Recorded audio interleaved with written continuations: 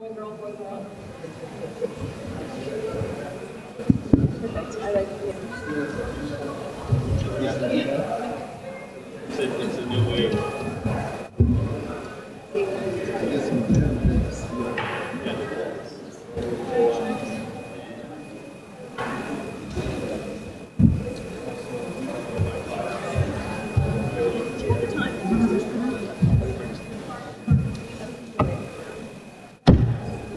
Good afternoon. I'm Sylvia Maxfield. I am Dean of the Providence College School of Business. And first off, a huge congratulations to all the members of the class of 2017 who are here. It's absolutely wonderful that you were accepted at PC, and I'm sure your parents and family are incredibly proud. And I'm sure you got many of you are committed, but I'm sure that some of you are here with some tough choices to make over the next several days. I'm the parent of 3 college students, and I remember this time of year. First, it was incredibly agonizing waiting for the letter, and then it was incredibly agonizing figuring out where to go. So we're here today to tell you a little bit about the School of Business and mostly to answer questions. We are a newly accredited, ACSB accredited School of Business. That accreditation holds for our undergraduate programs as well as our MBA program. We have a 4+1 that I know some of you were asking about in the other room. We were just admitted to the Bloomberg Top 125 undergraduate business programs this year, so we're very excited about that accomplishment. Our students have been having phenomenal success on the job market this year, those who are graduating now. So there's lots and lots of good things happening. I've only been dean since last August, and I really enjoyed getting to know the Providence College family. It's a warm and wonderful community. Many of you are probably friends or family members have come here, so you know that. Maybe you know it better than I. But since I want to have the focus on questions, what I'm going to do is, you might notice from this panel that the future of business education and business leadership is female, and the past is male. The males up here are our 4 department chairs, and our student representatives are all female. We didn't plan it that way. But I do see great potential for women in business leadership coming out of PC. So I'm going to ask the department chairs to just introduce themselves very briefly. I'm going to ask the student panelists just to say a few words about what their major is, why they chose that major, what they've gotten out of that major, but keep it fairly brief. And then we have floating microphones, so is someone, we will have floating microphones. There we go. So right there behind you, the gentleman in the very nice tan suit has a floating mic. So after introductions, we'll be taking questions from the audience. So why don't we start with you, Jen? Oh, no.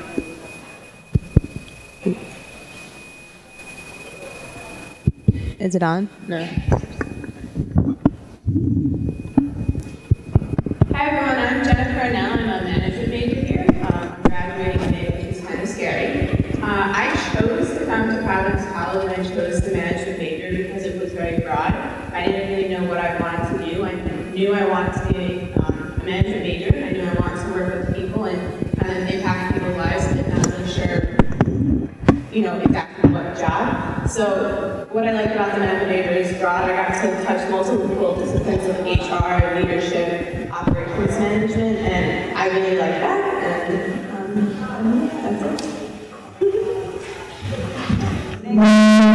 Thanks, Jen. We'll turn next to Matt Harrison.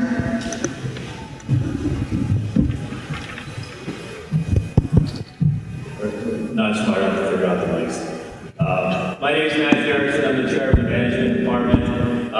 And Jennifer has been one of my students, wonderful students here at PC, great community, where we really try to create communities of learning in our classroom for them and have them develop. I don't think she mentioned her job. She has a job at ours in HR.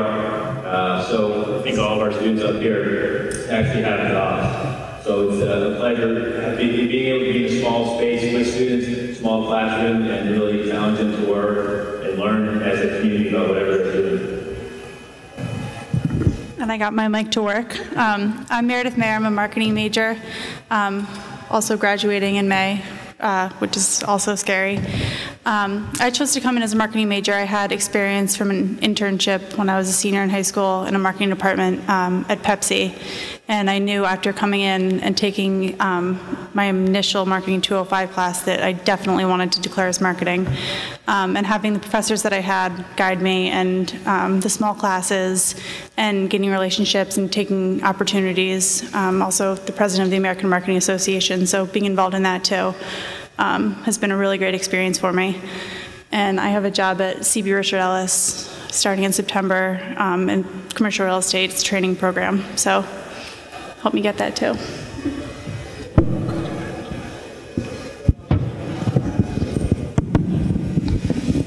Yeah, my name is Vivian Okere.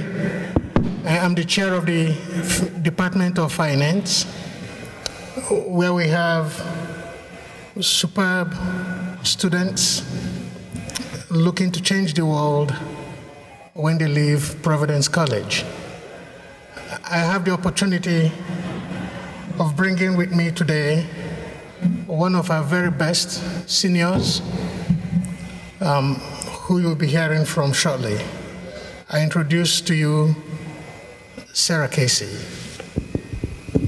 Hi, everyone. As Dr. Akiri just mentioned, I'm a senior finance major here. I picked the major of finance because after exploring a little bit of what PC had to offer, I realized that the faculty and the course selection within the finance department was absolutely fantastic, and it was pretty in line with my objectives of eventually entering the world of corporate finance. I am fortunate enough to say that I will be joining Wells Fargo's investment bank at the end of June. Doing commercial real estate, particularly syndicating loans. So basically, I believe that PC provides students the opportunity to gain an incredible competitive advantage within the job marketplace. When I was interviewing at Wells, my competition was two individuals who came from one of Wells's target schools, and I think what put me over the edge was my ability to be able to tell them, without actually really saying it, in my half-an-hour-long interviews with 3 different individuals, that I was the right person for the job, and that I was the person who they wanted to put across the table from their clients. And I think that if you come here, you will find that you too have the opportunity to gain that kind of advantage, and will hopefully end up with an opportunity in the field that you want to be in. Good afternoon. My name is Piotr Halminski, and I am the chair of marketing department here at Providence College School of Business. This is the largest department in terms of the number of students, the number of majors. We just hit our record. We have over 400 students right now who are marketing majors at Providence College. I am not surprised. This is a great major. Students have great opportunities to not only take very rigorous marketing classes, but also participate in internships. Almost half of our students actually go abroad to study for a semester, and about half of them take internships for credit, whether it's the summer in New York City or Boston, or a regular semester at a company here around Providence, or some of them even commute to Boston to work for the Celtics or the Patriots. So an exciting program for our students. Thank you. Hi, I'm Pat Kelly. I'm back.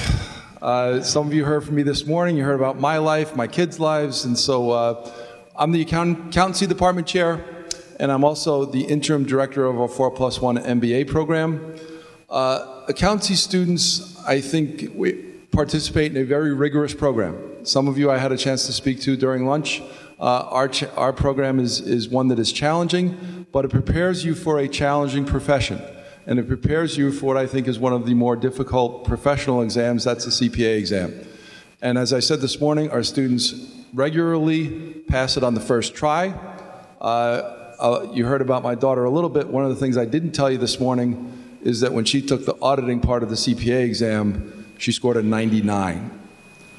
Those of you who are CPAs, I didn't score a 99. I don't know many people who did score a 99, but those are the types of performances that we see from some of our students who graduate from our program.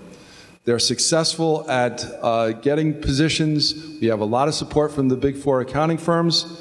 And if there are questions with respect to 150 credits and passing the exam and how that all fits, while you can get to 150 credits as an undergrad, that is a really challenging endeavor. And so before I recommend that to somebody, what I would like to do is see how you're performing in the classroom and see how you're making your way through our program, because our program is one that's challenging. That's why we have the interest from employers that we have. And so it's a great program. We have great graduates and we have great alumni. And so far, so good. Thank you. Thank you all. So I'll just take another minute and give you a tiny piece of how I explain what's different about the Providence College School of Business. So you've heard about internships, you've heard about incredible job placement. The 20th century economy was full of large companies. They didn't change very much. They were very successful, and they had high walls. And you could go join one of those companies and expect to have a career there for decades. That is not the 21st century economy. Your first job may be with the company you work with for 15 years or 20, but more likely you're going to change jobs, or at least within a company you're going to change functions. And those walls have come down. The successful enterprises of the 21st century are very porous. They are more like networks than bounded organizations with high walls. And to manage networks across lots of different partnerships, where you have to listen to your customers, you have to listen to your suppliers, you have to work through partnerships often to be successful in sales. Managing networks requires trust. And in the 21st century economy, certainly in the United States, I think the most critical element for success as a graduate of a business program is understanding the importance of trust in the business world, understanding how you gain trust and what causes you to lose trust. And I think a business school embedded in a liberal arts campus and with a tradition of taking the individual very seriously and their personal development as a student at the heart of their experience here, a Catholic and a Dominican campus, I think that we do a remarkable job helping our graduates with that critical element for success in the 21st century economy. So that's a little piece of the Kool-Aid that I promulgate, but I actually believe it from the bottom of my heart. And it's part of the reason why I came here from another institution and prior to that from Wall Street, because I just really think that what we do here is quite special. Thank you for those wonderful introductions. The floor is now open for questions. We are live streaming this, and we're going to video archive it for those folks who could not be here today or who were at a different session at this time. So if you use the mic, then the audience will be able to hear your question. So if anyone has a question, they can just raise their hand. I'll do my best to try to find you and run over to you. Here, awesome. You know that there's that new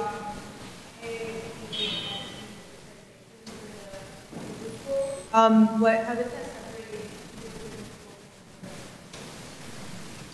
separate? The question was about accreditation. I don't think everyone, can you repeat the question maybe?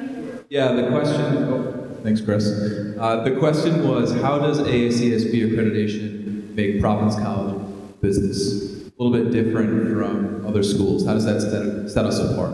Under 20% of business schools internationally have that AACSB accreditation. That accreditation standard is very hard to achieve.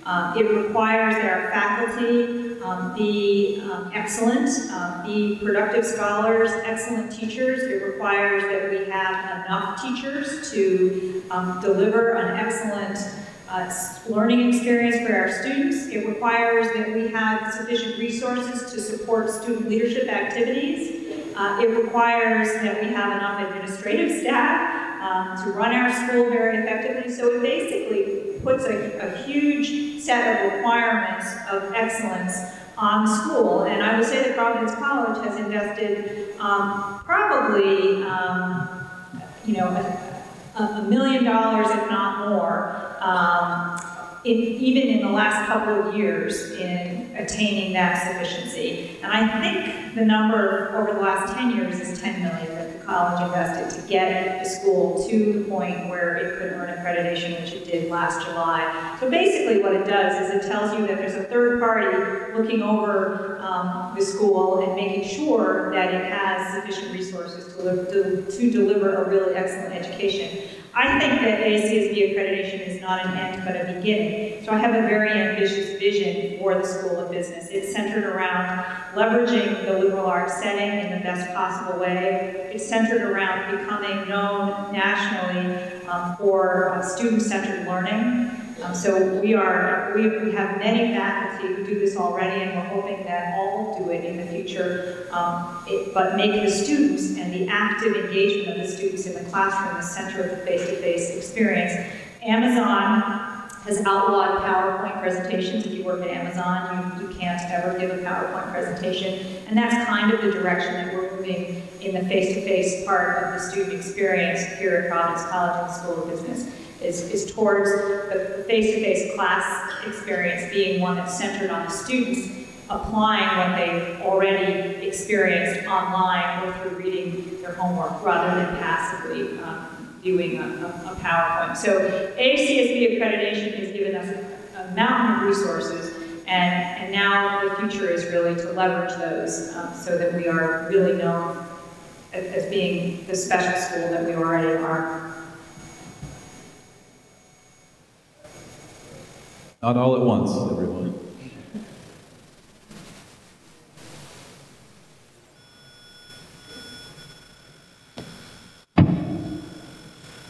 How easy is it to change your Student panelists here, how easy is it to change your major? It's very easy to change, especially if you're a freshman or sophomore. So I did come in declared. I did toy around with the idea of changing to accounting and finance. And it was easy because when you start as a freshman, you do like the beginning classes, which everyone in the business school has to do. Everyone has to take 2 accounting courses, a management, a finance, and a marketing. So I started out just taking those, seeing what I liked. And then, I mean, I ended up sticking on my track, but I could have at any point changed it if I wanted to. And then it's also very easy to add a minor. So I have a minor in finance as well. That fits into my schedule. So, and once again, you know, I could have chosen that up to junior year. Anybody else want to comment on changing majors? One suggestion, though, that I would make is that if you are not declared any business major, consider declaring any of the 4 before coming here in September. It will make your life easier. If you are interested in business, it would be important to stay on track. And I think I'll just add to that, the people within the department are really, in all the departments here, are really wonderful. If you're considering changing your major, you know, contact any one of these people or contact other professors within the department, whether or not you've taken a course with them or not, because they're really helpful and they can really shed some light on what your options are and help you to choose what coursework you should be taking based upon your objectives. And you can always contact me.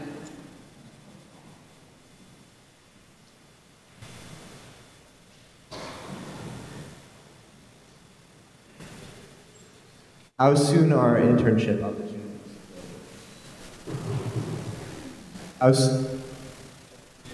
Internship opportunities, how soon are they available? What are your experiences? I personally didn't have an internship until after my sophomore year, so going to junior year and then senior year as well. You could get an internship after your freshman year. It's just based upon opportunities that you take. You can go through career services. There's a whole, if you come, you can join eFriars, which is alumni networking. So you can contact people within your major or within an interest field and get internships that way. And there's nothing holding you back. You can get an internship during the school year or on your summers. It's up to you. It's just whatever opportunity you take. And I think in general, we become more and more focused on that. More and more students are taking that opportunity. Career Services has gotten much better in facilitating that, and us as a business school seem to be making more and more contacts with the business community and emphasizing that with our students with part of our real-world engagement. So the Providence College School of Business has an advisory board. You can look at the members of that board on the website of the Providence College School of Business. It's an illustrious group of individuals. They meet face-to-face with me on this campus twice a year, and the leaders of the committees of that board meet with me either face-to-face or on the phone on a monthly basis. And an awful lot of what they talk to me about is educating your students from day one about how important internships are, and making sure that the internship managers on their companies are in touch with our Career Services office. Internship cycles vary from company to company and sector to sector. So in some cases, it's fine to not get an internship until after your junior year. In other cases, a company wants to see you after your junior year. They want the option to have you back after your sophomore year. They want the option to have you back after your junior year. And they want to sign you up at the end of your internship before you start your senior year. So that's kind of the most aggressive pattern. We're actually collecting data so that we will know sector by sector, and in some cases company by company, what their preferred cycle of internship experience is, so that we can educate our students as freshmen and sophomores about what that cycle is. It sounds like a lot of pressure, and you can certainly have an incredibly successful time if you wait, as Meredith did, until after junior year to have an internship, or you had one after sophomore year. But it's important to be thinking internships from early on. And you probably have known that. Your high school counselors were probably telling you that. Other questions?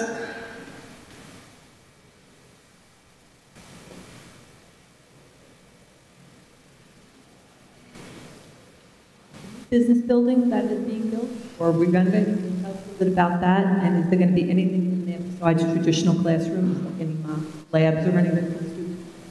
I think the question was about the new building.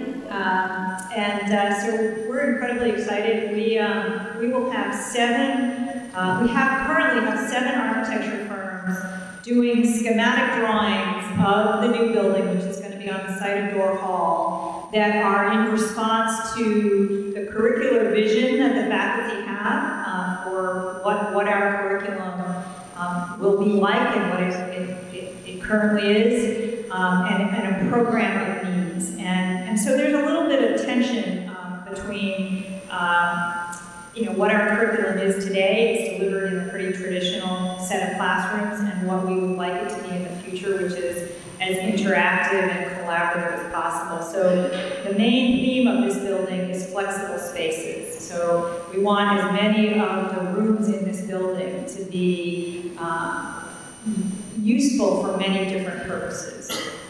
And so we'll have those 7 presentations on this campus in the second half of May. The presentations by those architecture firms will be video captured, and they'll be available for all the stakeholder groups in the School of Business, alumni, current students, to see. And we will be collecting feedback about those 7 different design concepts.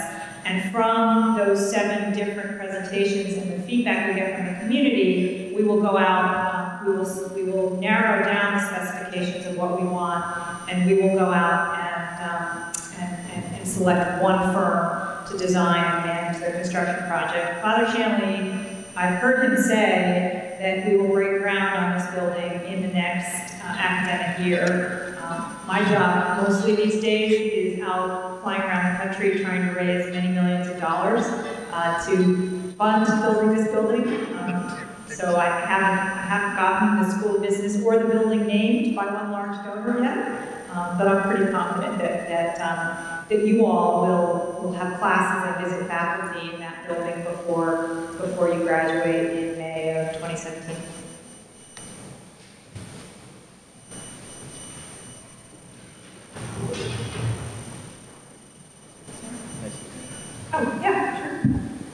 So, since there's no questions, there's one thing I forgot to mention when I first came up here. I've been here 5 years, but what I realized is what's different about this school is a lot. It just doesn't focus on the skills and the knowledge, but actually the human beingness of business. So there's a big focus on who the students will become in their worlds and a focus on their values in the workplace. And I think that's actually, for me being here 5 years, one of the big distinctions. As someone graduates from here, they're kind of oriented in who they are and what's important to them. And they take that out into the workplace. And I think that's becoming more and more important, not just knowing your skills and knowledge, but actually knowing who you are and being able to be that person in the workplace with all these pressures that are out there.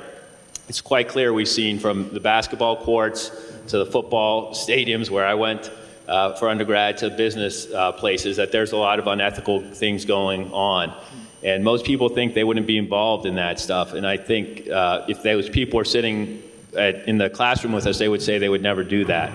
But I think it actually takes work and thoughtfulness not to become one of those people. And I think we focus on that here. And that's, a big thing that the students take away that they are not going to take away from a lot of other schools they might attend. Thanks, Matthew. I think, do we have another question right here? The labs, and I was curious on how you leverage the labs into the learning experiences.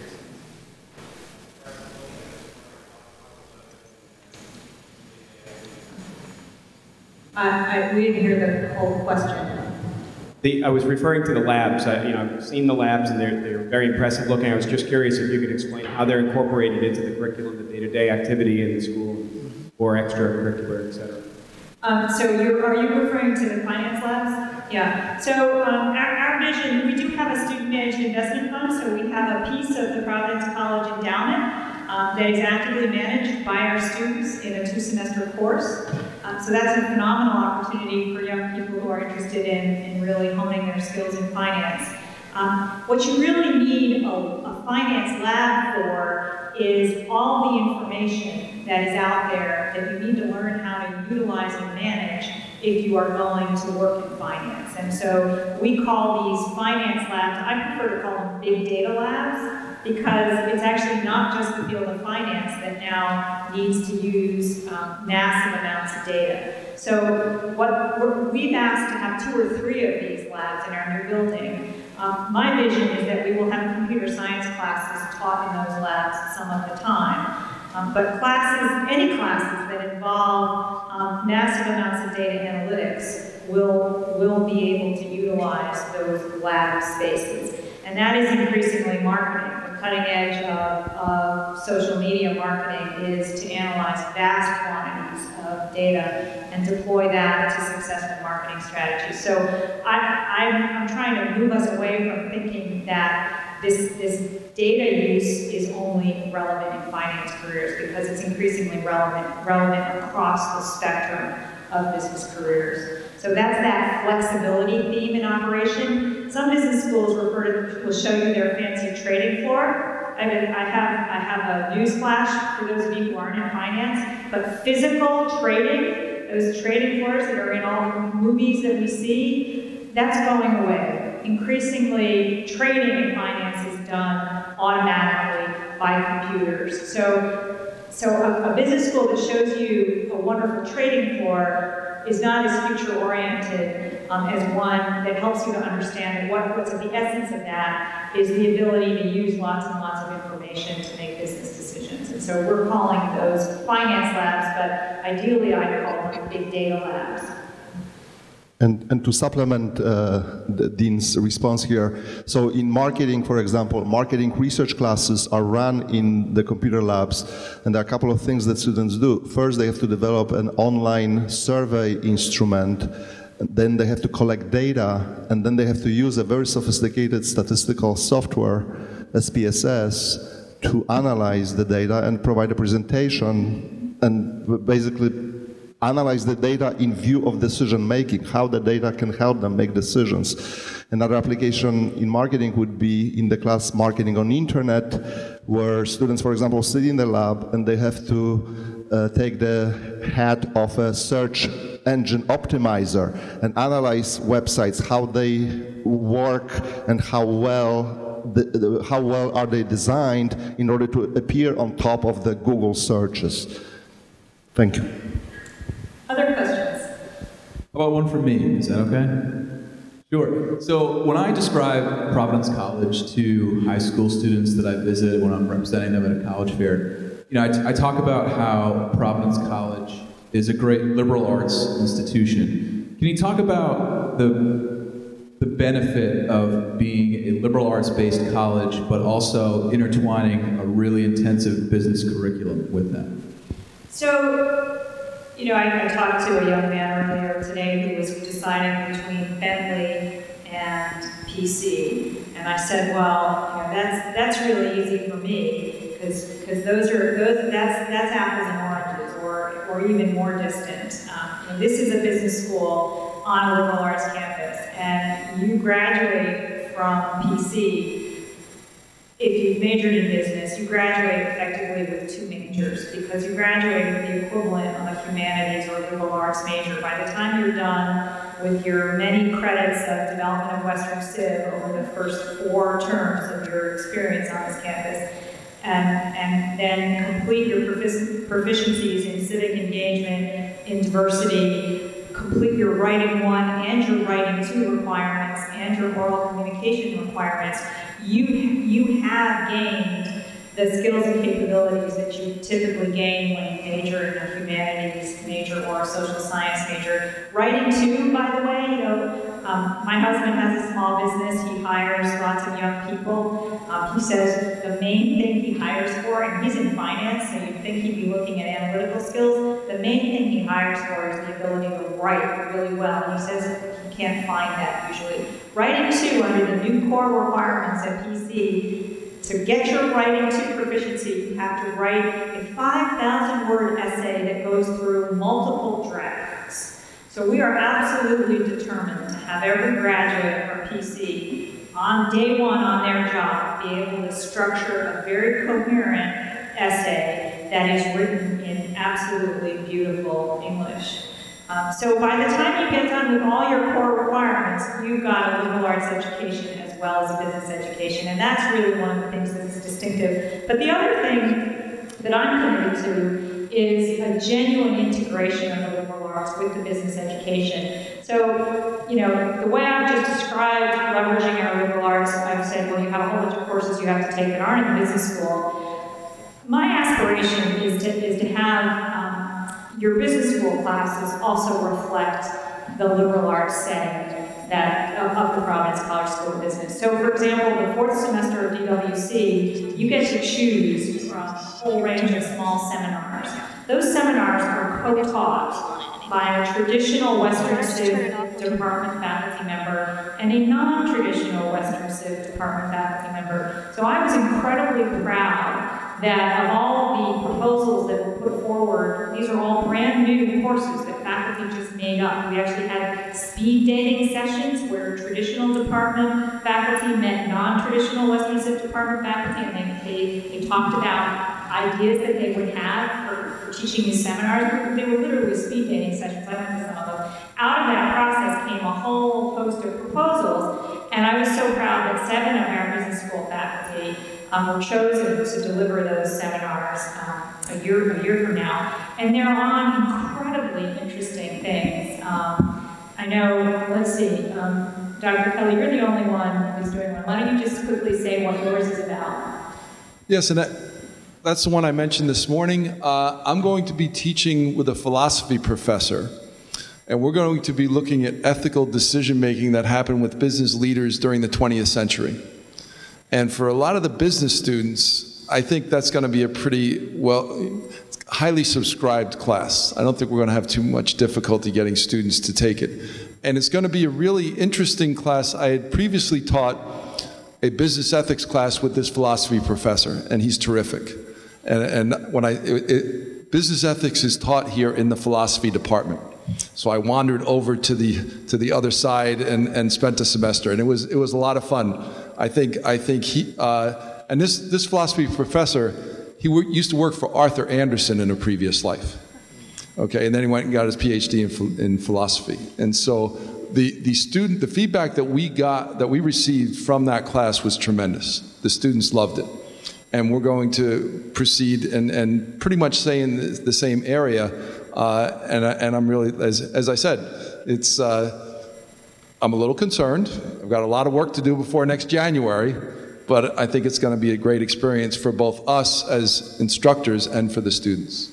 A couple of other ones are even more way out. One is on the experience of crisis from many, many different disciplinary perspectives. And obviously, I think the business school professor's interest in that was the financial crisis, but it's going to look at crisis through literature and all kinds of different perspectives. Another one is on the role of U.S.-style marketing as a profession on U.S. Middle Eastern relations. So these seminars are fascinating.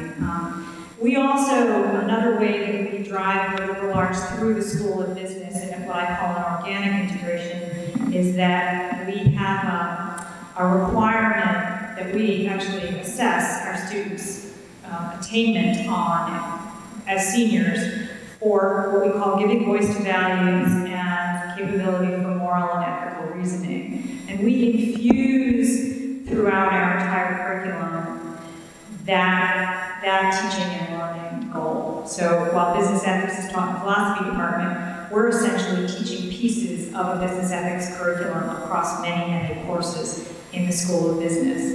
And that's another way in which we're trying to organically integrate the liberal arts with what we do in our business school. Now the downside of all of that is that you can't major in real estate finance or in supply chain management. So if you go to Bentley, to kind of end where I started, if you go to Bentley, you can really drill down and get a very, very deep expertise in some narrow slice of the business world. And you can't really do that at PC, at least in the curriculum. You can do it through your internship experience. And that's just not who we are. We offer an incredibly strong, basic finance major, marketing major, but you don't have the opportunity to do something like majoring in supply chain management. And that's because you're also gaining skills and competencies that are associated with a liberal arts education. If I could just... critical reasoning. If I could just make a quick comment about this issue. I spent my junior year at the London School of Economics, which is an absolutely fantastic institution, and it's certainly a very valued part of my finance degree and my degree here at PC. But that being said, a lot of students there who, if you know anything about that style of education, focus solely in their field. But I think where a lot of students I saw having problems within the job recruiting process was that the ones who were more personable did really well, the ones who weren't had a very tough time. And back to the comment I made before about the fact that Wells Fargo thinks I'm the person they want sitting across the table from their client, that's what the liberal arts gives you, and I've been on both sides of the aisle. I've been on the side where you focus solely in these quantitative fields, and I've also been on this side, and I like this side better. Yeah, I have a question. It has to do with finding a job. To find a job. Can you hear me okay?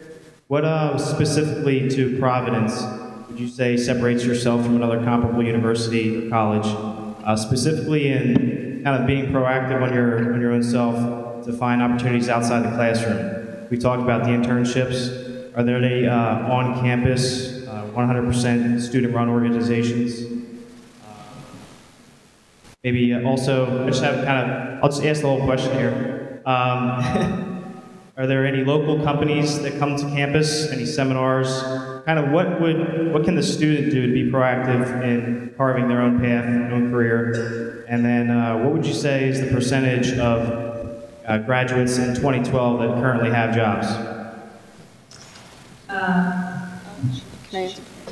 So I'll answer the student part of it. So I'm currently the president of Future Fire Executives, which is our big business club on campus. And our kind of how we run our club is about once a month we bring in an employer. So in the fall semester we brought in a whole panel of HR recruiters, and they just told everyone, you know, this is what you should have on your resume, this is what you should have on your cover letter, please don't do this in an interview. So that was one way, and then we also brought in RBS, Citizens, and Fidelity, and they came and they gave a pitch of like, these are the entry-level jobs we have, these are the internships we have, but also let's run mock interviews, or please, they ran part of a resume workshop, so that's part of like my club to bring employers on. And then we also just bring speakers from around the state who are more local, who may have just started a company and are looking to recruit people, or just want to show this was my career path. I started in history and then now I'm running an investment bank. So we try to bring people from a variety to give students knowledge. Does that answer your question? Did anybody else want to? Yeah.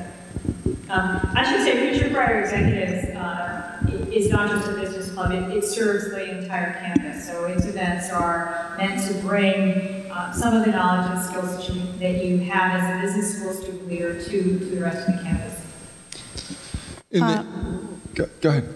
Just one thing, I'm the president of the American Marketing Association, and we're all about networking.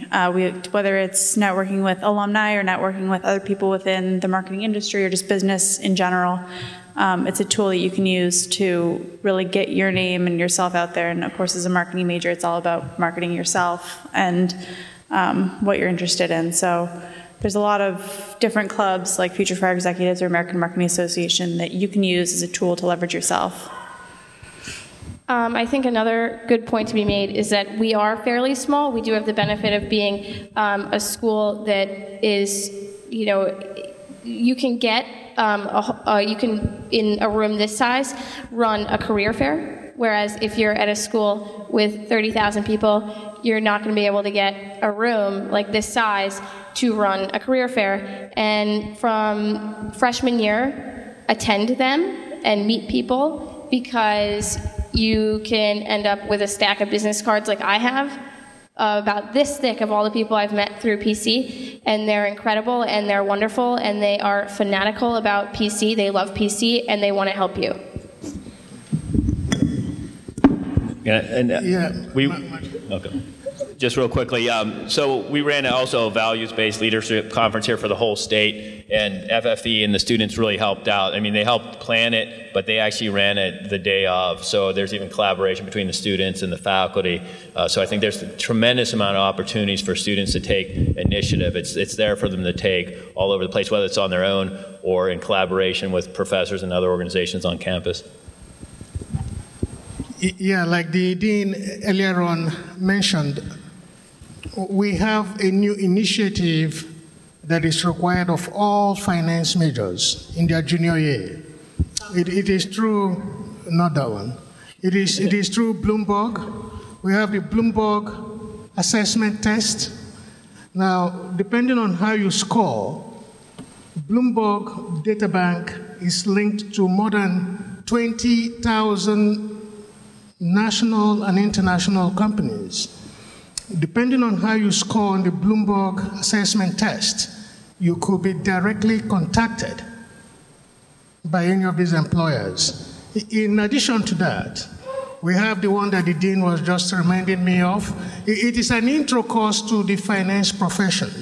The goal there is to bring in different professionals from IT to hedge fund managers, investment banking to financial Bank of America executives. The goal is when these executives come into the classroom to meet our sophomores in the spring semester of their sophomore year, we will increase their networking capabilities, leading to internships and hopefully permanent positions. Lastly, there is I've had preliminary discussions with the CFA Institute, Chartered Financial Analyst Institute, about their Global Investment Challenge. It is not local. This is an investment challenge organized globally. So if our students engage in such challenges, it makes them easily recognized by not only domestic companies, but by international companies. So the hope is, by the time you complete your junior year, you have a job. Yes, we have a very active accounting association. Over 300 students are part of it. They sponsor monthly programs. The last one we had was one this week, where a Big Four accounting partner came and spoke about the financial crisis. We have an intro to the profession course taken fall semester of your junior year, where we have life at big firms, small firms. If you want to work for the government, be an accounting major. So there's fast track to the government, to a government job. And in that class, we start a spreadsheet. And every student who's in the class, their name goes on the spreadsheet. And we will track you from that class forward, internships, jobs, etc. And we are not done with you until you have a job, before or after graduation. So the official number of the 6-month out employment rate is around 85%. Those numbers are kind of pretty soft. And again, you know, that's not a full sample, because not everybody returns that sample. But I hear very few stories of folks who don't get jobs because our faculty take personally the goal of making sure that a student gets a job, as you just heard from Dr. Kelly. I have to say, one of the pieces of our curriculum philosophy is that the line between what happens in the classroom and what happens outside the classroom is increasingly blurred. So I often say when I'm introducing events, student audiences, it's just as important that you get involved in the leadership of a student club or a student activity as you get a 4.0 in your core courses in your major. Because what you learn leading a student organization is just as important as what you learn taking your final exam in accounting, in intermediate accounting, or in cost accounting. So we really believe that the value proposition for a residential college experience on a campus like ours is the whole package of what used to be called co-curricular activities, as well as the classic curricular activities. And we also have, as part of our curricular vision, bringing companies' problems directly into the classroom and taking our students out into the business world to apply their learning in those settings. So our curriculum is very much about, again, bringing down those walls and having real-time business problems be at the heart of what students are doing in their learning experience. As for Vivian, Yes. can you just elaborate? Did you say blue book or blue board? Bloomberg. Bloomberg. Bloomberg. It's called the Bloomberg Assessment Test, otherwise known as the BAT. And we require all of our students to take it. It goes into a national database. And from that database, companies buy that data and then can directly contact students who they are interested in putting through an interview process. So we require all finance majors to take it. I think we've actually run out of official time for the panel, but I know that our faculty and our students will hang out afterwards if you want to run them on a one-on-one basis. But I just wanted to thank everyone.